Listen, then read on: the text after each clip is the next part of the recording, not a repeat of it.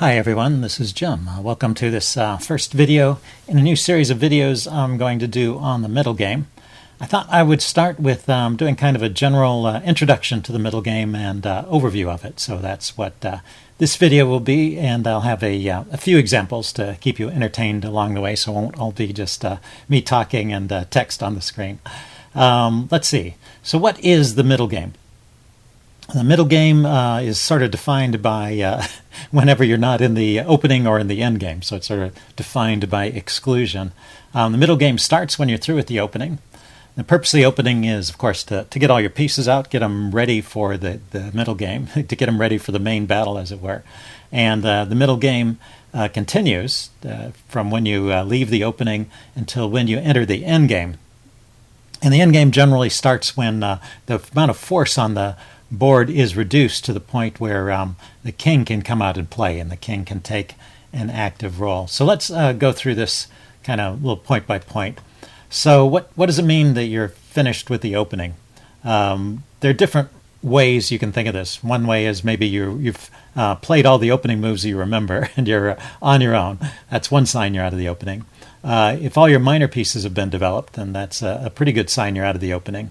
If the king is castled to safety, and if your rooks have been moved to central files, and your pieces have come into conflict with your opponent's pieces. So if you were to achieve all five of these, that would be like the perfect opening, where you get all your pieces out, you get everything to the ideal locations, and then you're ready for the middle game. In practice, it's really not that simple. So here, let's put on an example of a. Let's begin with a new game here. Put on an example of kind of an ideal development scenario. So you start out putting a pawn in the center. Your opponent responds. This is not a real opening. I'm just making these moves up to show the point. You need to make a few more moves. Hey, let's back up. I'm sorry. Let's get the bishops out of the way. Otherwise, there wasn't going to be enough space to develop all the pieces. Get the knights out. Get the bishops out. Castle. Get the queen off the back rank. Get the rooks to the center. Now my turn. And here. Okay, we're done. This is 10 moves. It took 10 moves to do this sort of complete development, and this is kind of a caricature of development, I guess. All the minor pieces have come out. That's the bishops and the knights. The rooks have been placed on central files, where usually the action is. The queen's lifted off the back rank so that the rooks are connected, and the kings have castled to safety.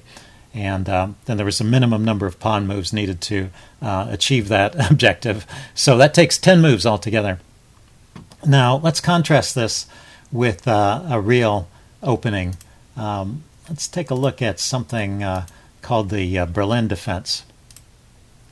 The Berlin defense is a popular opening amongst top-level grandmasters. They play it with the black pieces against the e4 opening in order to achieve a draw, typically. So they're not really going for a whole lot. They're just playing to kind of get a drawn game and to very quickly get closer to the end game. So it starts off as a normal Ruy Lopez. The Berlin defense is a defense to the Ruy Lopez, and it's characterized by this move knight f6 after bishop b5 comes out. Now we're in the Berlin defense. And the main line goes like this. White castles, leaving the pawn undefended. Black grabs the pawn. White plays d5, threatening to undermine this knight here and take the pawn back, or take a pawn back. The knight drops back, hitting the bishop. So the bishop trades itself, and then white gets the pawn back like this. The knight gets out of the way. It's under attack by the pawn. The queens come off. And now it's white's move here. I think the most common move is knight c3. And this is really the starting point for the Berlin defense. When the grandmasters are playing it, they will just rip through those moves once they've realized that each side is going for the Berlin defense. And you get to this position, and the question is this the middle game or the end game, because the queens have come off? But this is still the middle game. Now, you might also say, well, it's still the opening because not all the pieces have been developed. But, well, that's counterbalanced by the fact, and also Black's king is not safe yet.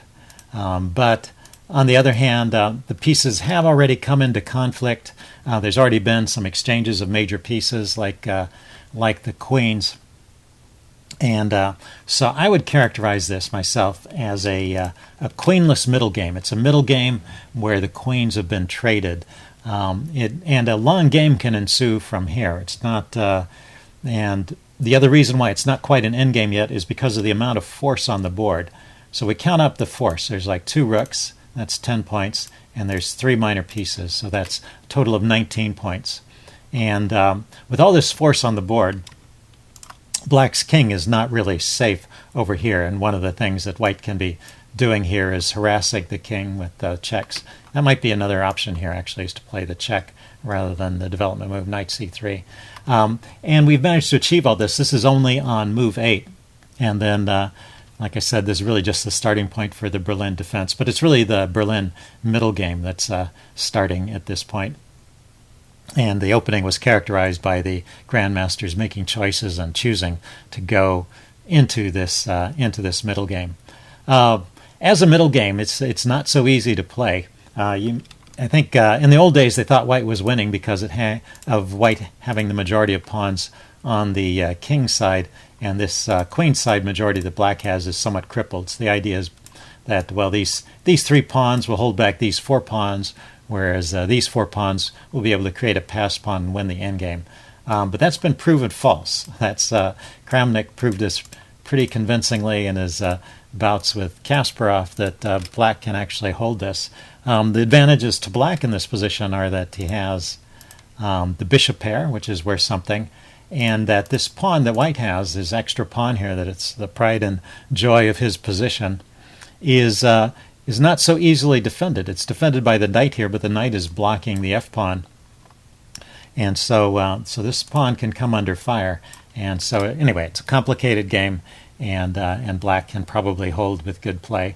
But White can still press for a win, and they still contest this from time to time.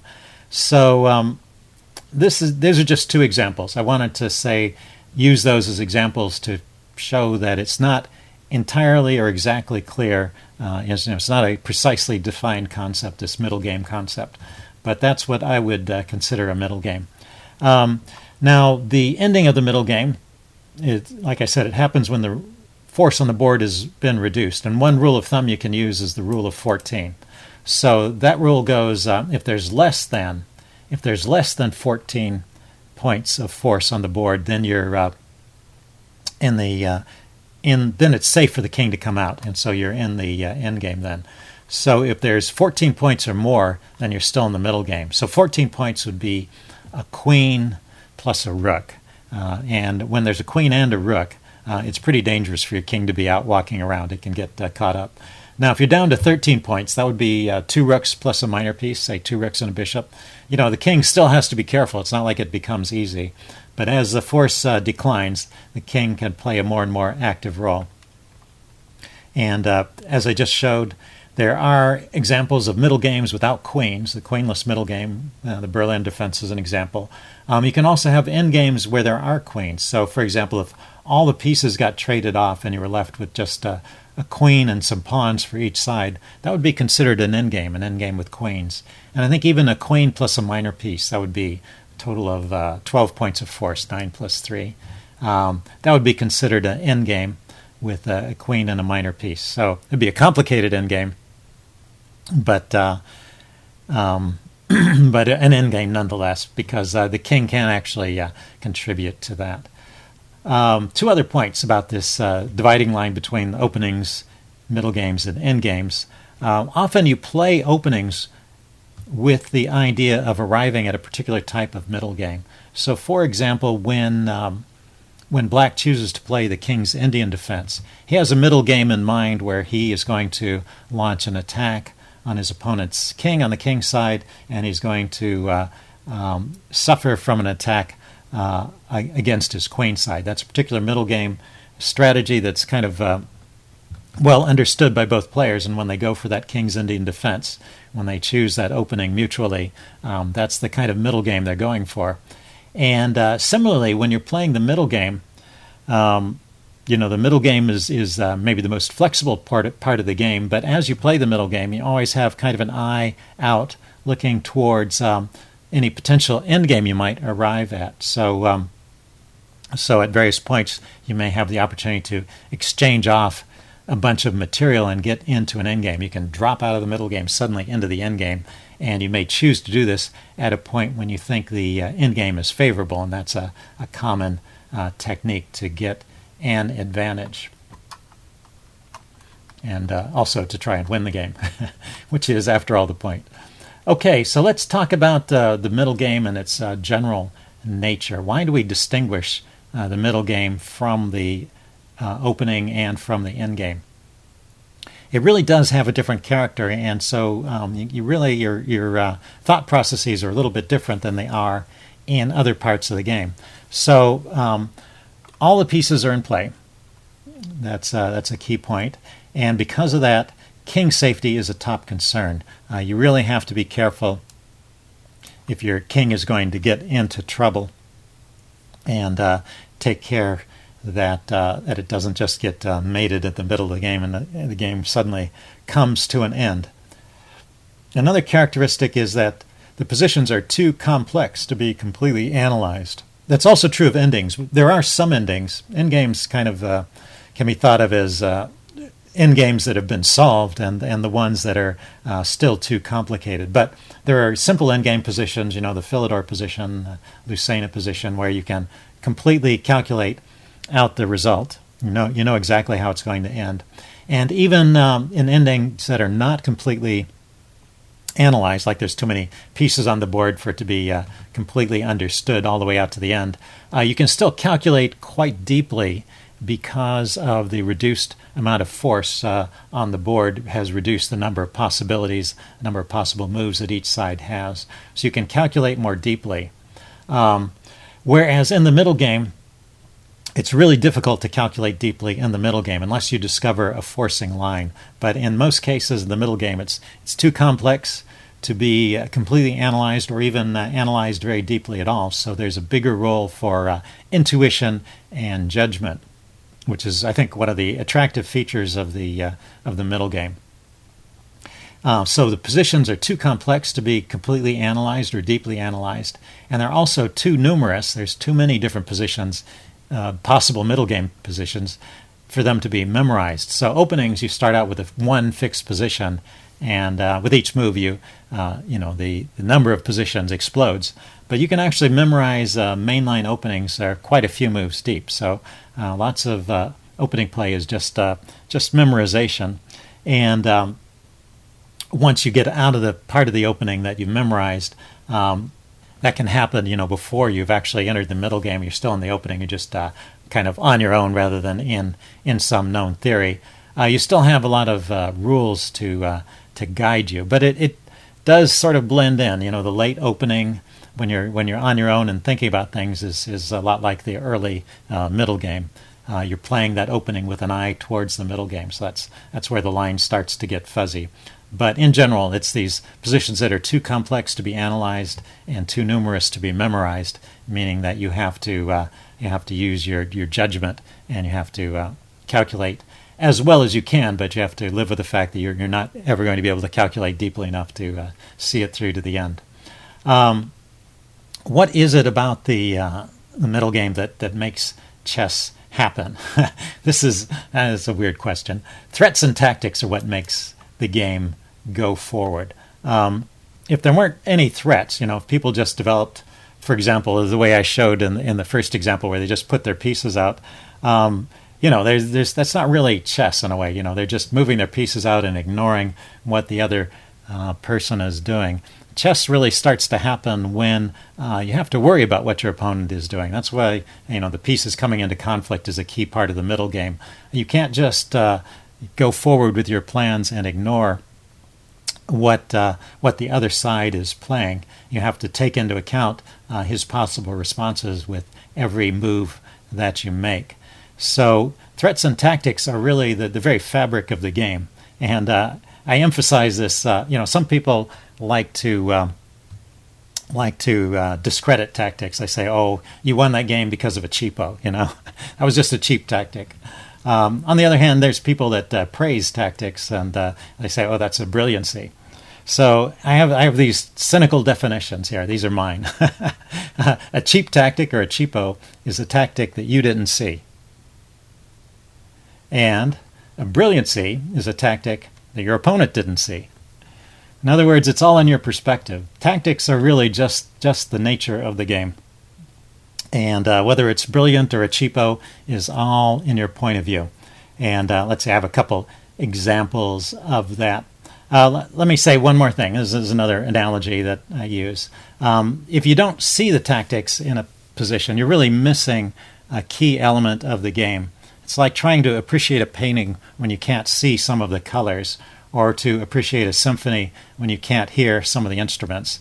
And of course, with my apologies to people who are colorblind or tone deaf, but that's what it's about. The paintings are about the colors, and if you can't see some of the colors, you're not really getting the full impact of it. And the same thing with symphonies, music. So let's show some of those examples. Let's break this up. Here, let's bring up a previous game here. Yeah, this is one I thought was kind of interesting. So let's turn it around. I have the black pieces, and this game was played when I was a C player. It was played a while ago. There was lots of blunders. It was an interesting game with chances for both sides, I guess you might say. And it looks like I'm losing here, especially if you count the material. My opponent is 2 pieces up. He's got 2 rooks, a queen, and 2 minor pieces, and I just have 2 rooks and a queen. But it's not all one-sided, because my rook and my queen are both active. This one is actually playing a role. So I've actually got all my pieces going, whereas his rook has been backed into a corner by his king, which is trying to run to safety from my queen, which was delivering lots of checks. And his king is a bit awkward. His bishop is not yet doing a whole lot. So that's the position. It's my turn to move here. And I play this move, queen c3. And of course, this move makes a threat. So why don't you see, I guess the one clue I'll give you is that this makes more than one threat. So if you would take a minute, why don't you see if you can find all the threats that black made with that move, and see if you can find a move for white. What would you play as white here?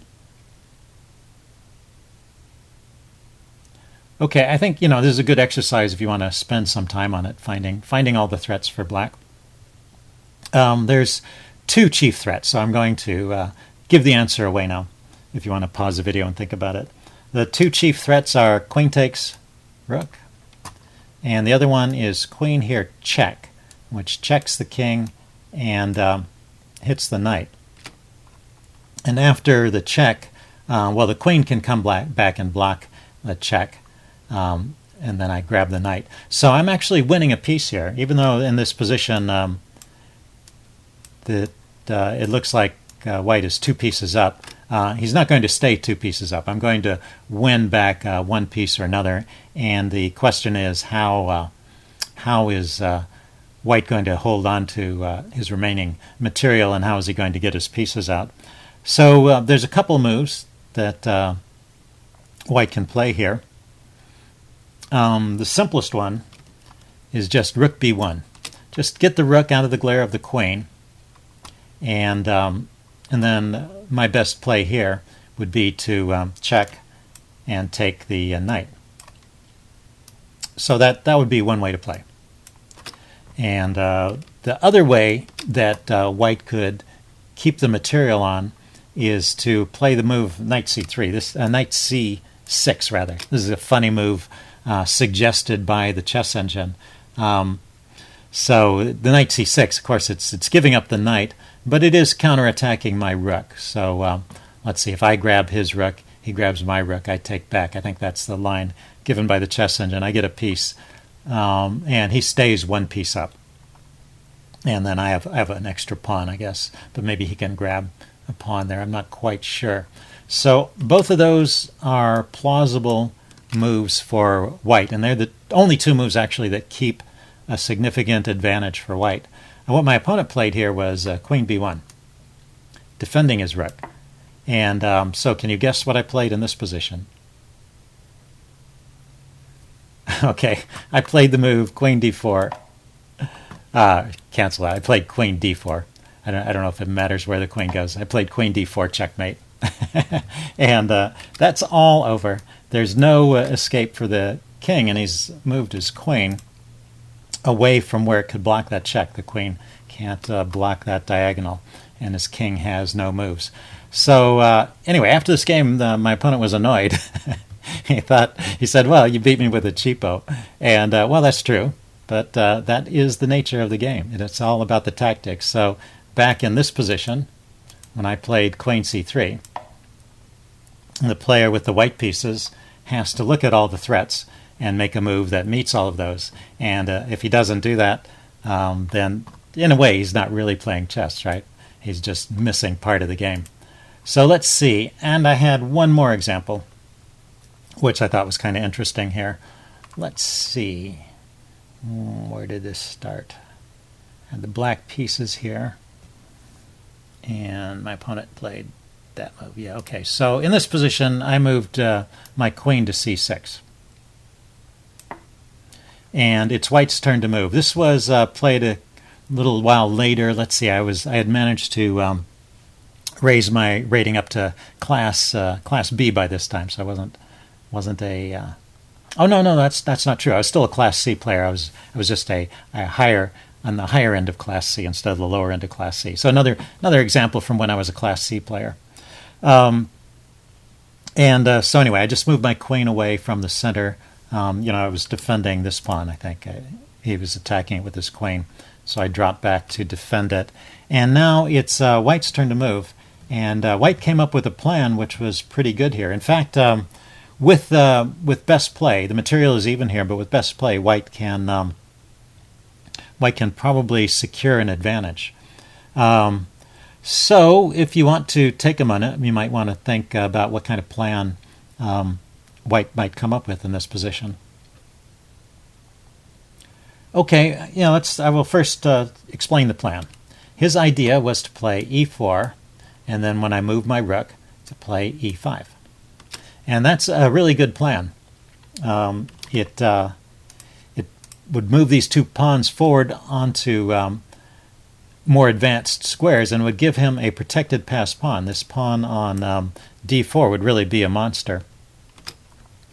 And so given that's a good plan, the question is, what's the best way to execute that plan? So I kind of maybe have given a clue, but if you want to think about it some more, why don't you think about it? Okay, my opponent executed the plan in the most natural and straightforward way.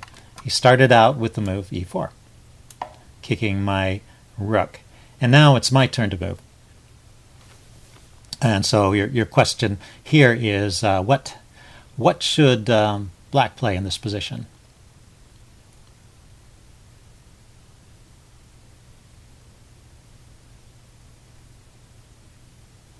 Okay, I'm going to give the answer away now. If I move the rook, I kind of have given these clues already, right? If I move the rook, he's just going to push that pawn forward, and he will have established some kind of permanent advantage. So he will have succeeded in his plans. But there's a way to avoid moving the rook, and that is to play pawn takes d4. And now this pawn is pinned. I can take, if he takes my rook, I'll take his queen, and then after he takes back my queen, I will pick up another pawn here. So I actually gain material in no matter how he plays this. And in fact, this position is better for black now. So this one move, this e takes d4, has changed the tables, has turned the tables and changed the character of the game. So let's go back to this position, though. Is there another way for white to play this? Can he accomplish his plan in a different way?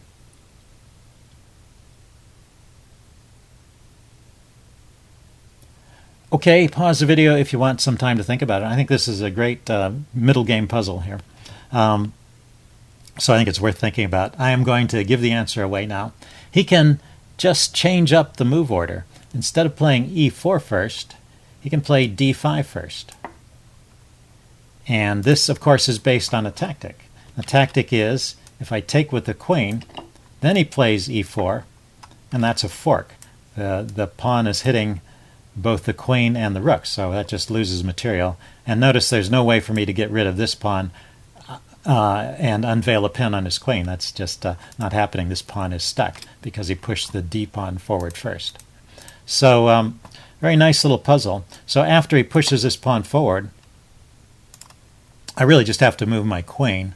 Let's see, I think dropping back here was actually the best move. And then he pushes this pawn forward with a tempo on my rook. Once again, there's nothing to do. I actually have to move the rook, and he's accomplished his plan.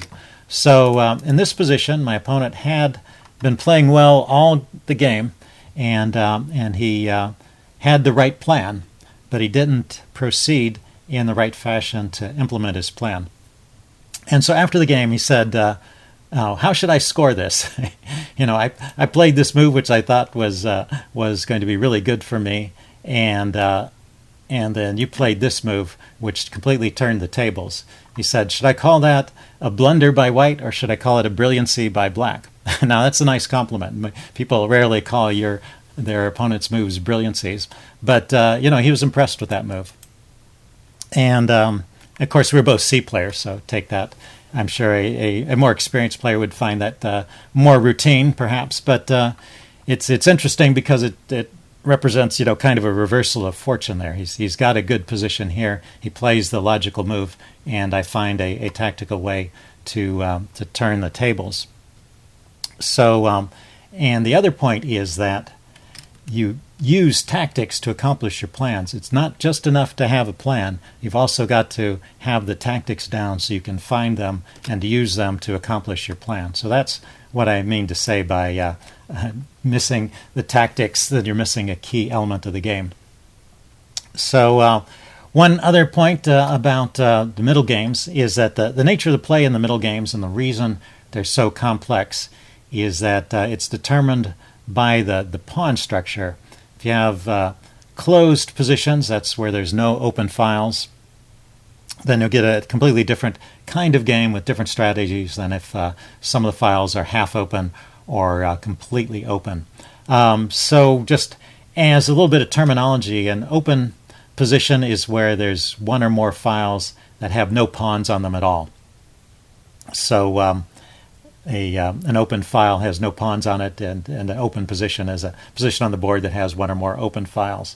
A semi-open position is one where, a semi-open file, to start with, is a file that only has one pawn on it. So, for example, in the Sicilian, if you play c5 in response to e4, and then your opponent plays the open Sicilian with pawn to d4, and you take it, you have a semi-open c file. Your c pawn is gone because it took the d pawn, and your opponent has a semi-open d file. So that's a semi-open position. It's not, in spite of being called the open Sicilian, that's really a semi-open position because you have two half-open files, two semi-open files. And then there are closed positions where no files are open at all. There's no open files and there's no half-open files. So all the pawns are sitting on their original files. They may have advanced forward, but they haven't changed positions into other files. And I just wanted to note there's some confusing terminology here. For example, the open games is used in sub-opening books to refer to all openings that start with e4, e5, even though the main and most popular e4, e5 opening, the main line of e4, e5, is really the closed Ruy Lopez, which leads to a closed position. So this, when people talk about open games and the open Sicilian, that is a bit of a confusing terminology. So I'm going to try, when I talk about it, to be talking about the positions and files, and that's what I use these terms: open, semi-open, and closed. Another point to keep in mind about pawn structures in general is that pawn structures can be either fixed or fluid. So a fixed pawn structure, let's go ahead and put another example on it. Let's get a new game here. A fixed pawn structure might be something like the King's Indian, I guess, often goes into a fixed pawn structure. So let's put that on the board.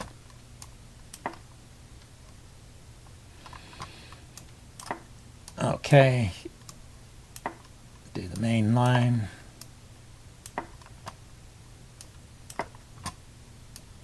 Classical variation. And then, let's see, bishop e2, bishop d3, different things can be played. And white can push on. This is one way of playing it. White can push on immediately. And this becomes a fixed pawn structure in a way. These two pawns are prevented from moving forward by these two pawns. The pawns are butting heads against each other. So this is, they're not easily going to be dislodged. They're going to stick around in these positions, and it'll be a feature of the game for a long time, this cluster of 4 pawns in the center. So that's an example of a fixed pawn structure. Now, it does not mean it's fixed forever for all time. It just means it's sort of relatively fixed. I mean, there's different ideas to undermine this pawn structure. For example, black can play c6, you can play knight here, and f5. And f5 can be played with the idea of exchanging this guy off or pushing forward and increasing the number of fixed pawns. But definitely one of the options is to trade off those pawns and destroy that fixed structure. But for the moment, this is a fixed pawn structure. Whereas a fluid pawn structure is something like this. If you stayed in this position, and it's called keeping the tension sometimes, this is a pawn structure that is subject to change at any time, and you always have to calculate what's going to happen if you take, or if your opponent takes, or if he pushes. So that's a fluid pawn structure. It's not stable. It's not fixed in this position forever. There's likely to be changes. Other examples of fluid pawn structures are if the pawns aren't in contact directly at all. So, you know, a Sicilian often gives rise to a fluid pawn structure.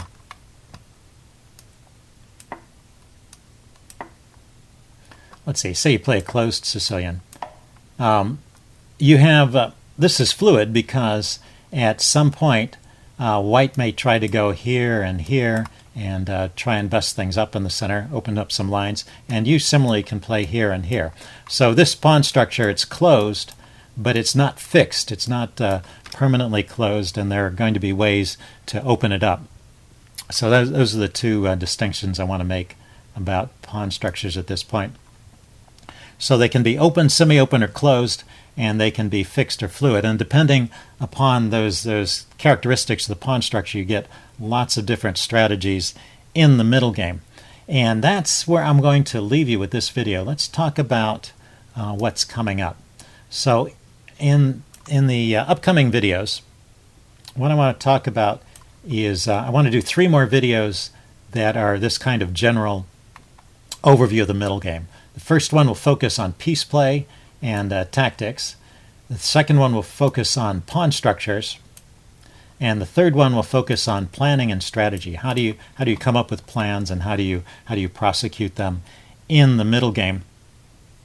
And so this video combined with these 3 videos to follow will constitute really an introduction to the middle game and an overview. And I'll define the terms that I'm using in these videos as well. And then I want to follow this up with a video series on the middle game where I go over the top 10 middle game ideas. I mentioned that previously, and I may spend more than one video on each particular idea. So I want to go into some depth. The reason there's going to be a lot, maybe top 10 is not going to be enough, and maybe I'll have to extend it. But hopefully I will give a good sampling of different middle game strategies and ideas as we go through that series. So I hope you guys enjoyed this one and are looking forward to the subsequent videos. See you then.